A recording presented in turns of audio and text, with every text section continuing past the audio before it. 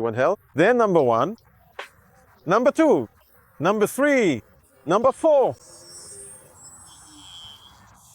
Until you completely run out of all space.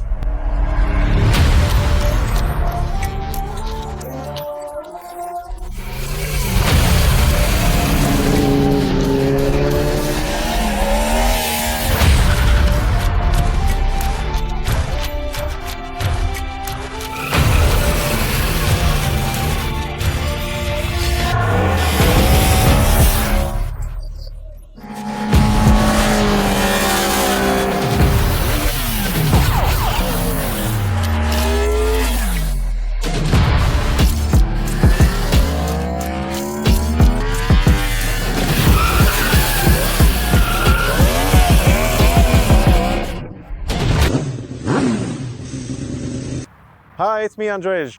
I got a comment and a few suggestions earlier that now I do everything on the track, that all the tests are on the track. So I rode this motorcycle around the city for a bit, and now I have to record material for you in the bushes. Surprisingly, no one complained, but just in case, we decided to move away from the scene. Of course, it's a one-way road, closed well, no, it's two-way, but closed, unused, leading nowhere. It's getting harder and harder to find places like this to ride a motorcycle. And I guess you're still not really allowed to ride a motorcycle like this. But what can you do? I'm running out of locations to show what these motorcycles are capable of. Because what kind of motorcycle test is it if you don't show what the bike can do?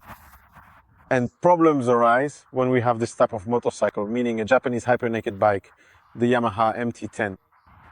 So how I rode it around the city just normally, you know. The upside is that the engine is in the front and it's an inline-4, so it doesn't get that hot. The downside is that this motorcycle has a surprisingly large turning radius. If you don't lean it over and really tip it, it's actually quite hard to turn it around. Another downside is that it's re-well. Is it a downside? That's the question. Is it a downside or not? It's just a massive motorcycle, so if you're a big person, that's a plus for you. Or if you like big bikes, then that's a plus. I prefer slimmer ones, so for me that's a downside. But the Yamaha MT-10 is this motorcycle. You know what, maybe I'll write about this in the magazine because I need to refresh my memory about when it appeared and when the other hyper-nakeds showed up. Because in this category, you'll find things like the KTM 1290 Super Ducar, now the Ducati Panigale V4, but also the Suzuki GSX-S1000. And now the question is it a hyper-naked bike or a sporty naked bike?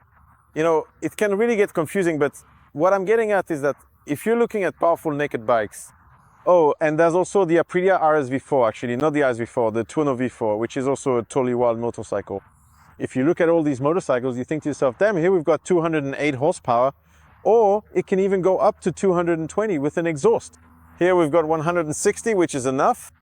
Here we've got the KTM, which has 180 horsepower, but 140 Newton meters. And when you twist the throttle, it just explodes into the world. And at this point, I start thinking, hey, the Yamaha MT-10, which now has 164 horsepower because it used to have 150 80s, starting to seem like a sensible choice. A sensible choice naked bike. Sorry, I'm not lying. It does have a fairing. It has 164 horsepower and I think 112 Newton meters of torque, with an engine taken from the R1, of course, adapted to the characteristics of a naked bike, meaning more torque at the bottom, a bit less at the top, but with a more linear power delivery. So what is it like in practice with this motorcycle? In practice, when you're just rolling around the city on it, the torque is just towel, okay? No, actually, I'm lying. You can't have too much torque, because what's the fun in that? Isn't that the best kind of fun you can have? The kind where you can ride in any gear and it just goes like this. It doesn't even have to rev up to the red line and it already accelerates like crazy. Here you have to remember that because this is a crossplane engine, which, as you know, has a different crankshaft configuration, and that's been written about 1 billion times, already it has a rather rough character at the low end.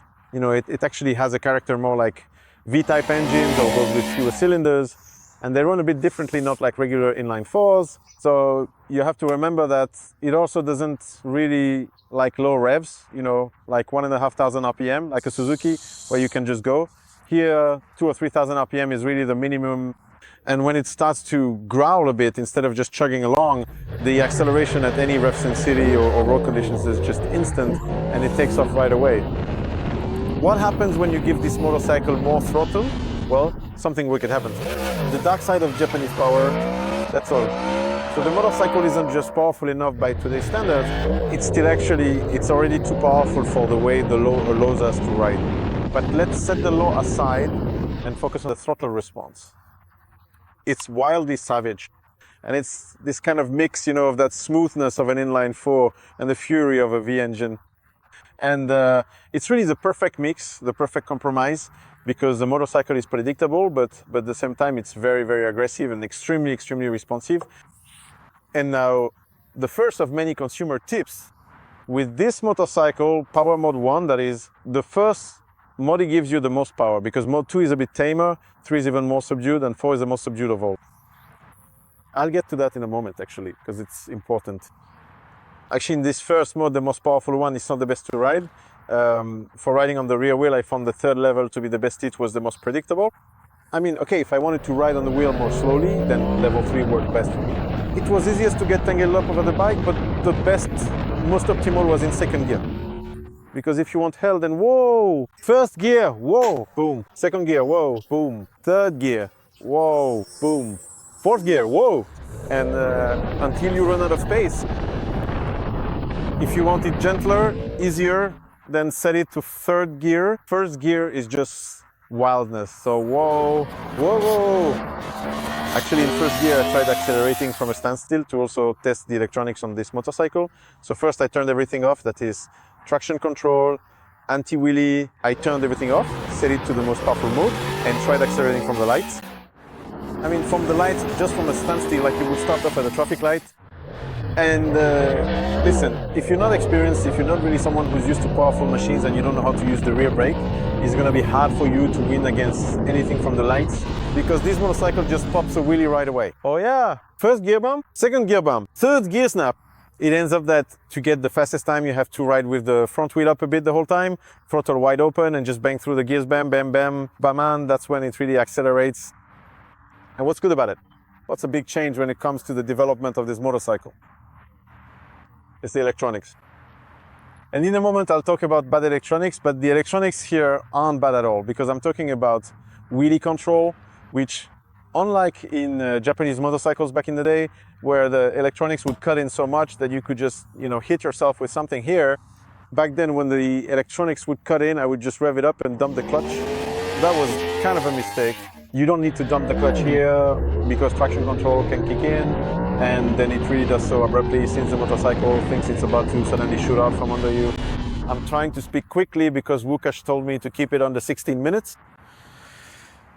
So it just goes poof. But once it hooked up and started accelerating, the wheelie control kept the front wheel just slightly above the ground very smoothly. It didn't cut in aggressively. You could feel there was no harsh intervention. The bike kept the front wheel just a bit above the ground, accelerating nicely. Whoosh! It was a blast. Are you watching that guy? In the bushes by the Vistula River, anything could happen here? No, there are YouTubers here. Those are different people over there. So there's been a big improvement when it comes to the electronics. I didn't really test the traction control or the slide control system much, because here, besides traction control, there's also slide control, which means maintaining a controlled slide. Since I took this motorcycle to a track that was too small, I thought, okay, I'll take this one to the track as well to test it out. So I went to Swamp Chin during a JC Group track day, and there just wasn't enough track, not enough Swamp Chin. Simply put, I could ride this motorcycle in first gear the whole time there, so I just kept riding in second gear.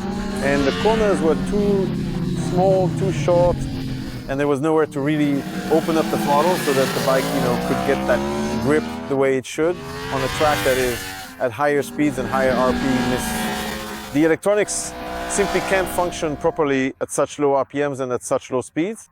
You just can't really test it accurately, so I hope I'll still get a chance to take this machine to Poznan. But when it comes to handling, especially in corners, you have to keep in mind that this is a hyper-naked bike, and in my opinion, it's one of the more street-oriented ones. And there are a lot of factors involved. For example, the seat is quite low, which makes it comfortable.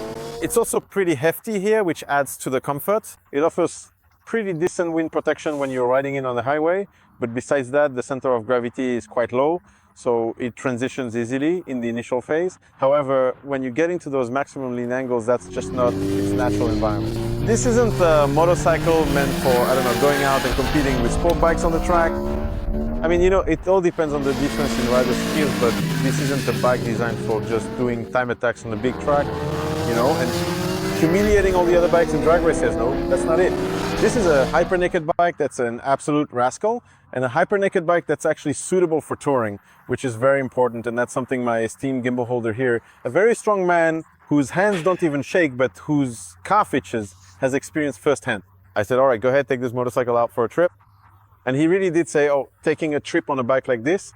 And it turns out that riding this machine is actually quite enjoyable. And it's no wonder that so many people install Pania as a taller windshield, because, you know, you've got an insanely powerful motorcycle with cruise control, with everything, with really good suspension, because the suspension here is the same as in the R1, mechanically adjustable. Perhaps there's some SP version available, equipped with a semi-active suspension system, of course, and, you know, on winding roads and on expansive highways, it's just going to perform absolutely brilliantly everywhere.